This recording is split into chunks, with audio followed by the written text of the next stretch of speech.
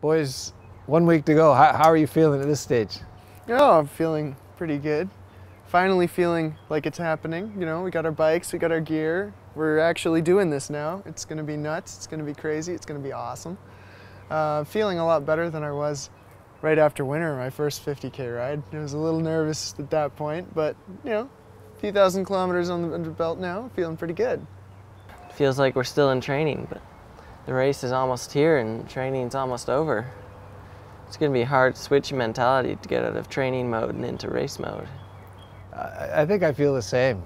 You know, it's not going to be until we've ridden a full day and we'll be stopping somewhere in Alberta, setting up our camp, setting up the tents, rolling out the sleeping bag, lying down in the middle of the beautiful Rocky Mountains. That's when I think for me, I'm going to realize, wow, here we are. It's really happening and the dream has come true. 12 years ago, I was pedaling around on training wheels trying to follow these two guys. And Patrick was pedaling around, recently lost his training wheels, trying to keep up with him. And here we are 12 years later, back in Oakville, ready, all geared up and biking again together. That's Finally cool. got those training wheels off. Training wheels are off. But we've added a lot more to the bikes than just training wheels. They're pretty heavy with all the gear we have to take. This self-supported solo trip, you've got to carry a lot of stuff. We're pretty full, pretty heavy. These kinds of things, it's always a struggle between weight and warmth. Weight and warmth. If there's hungry or tired. If people have asked what's your greatest fear about this, and for me, definitely it's facing the cold. The cold, that mountain terrain, the high elevations. We're not used to that. I haven't had winter in 12 years, and I saw snow for the first time in 12 years in November last year. When you came to visit in Canada. Yeah.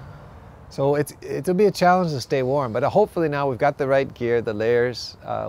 We've talked to the experts, we figured it out, and we should be ready to go. Yeah, this race is going to be super challenging.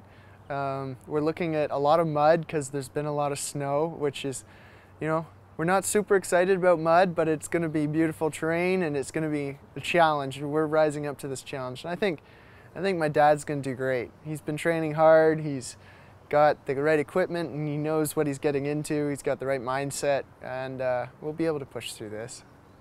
Well, back home in Malawi, there's a lot of excitement around what we're doing. The Malawi Nationals, you know, they were quite impressed about our dream and honored that we would do it for them, to raise money for education in Malawi. They're so incredibly grateful. It's hard to put words into how they've expressed to us their gratitude, their appreciation, and they're quite surprised, very surprised that we would actually put ourselves through this for their benefit. So that means a lot. And some of the house dads and some of the kids that work with us on the Iris base have been riding with Daniel and I quite frequently over the last several months.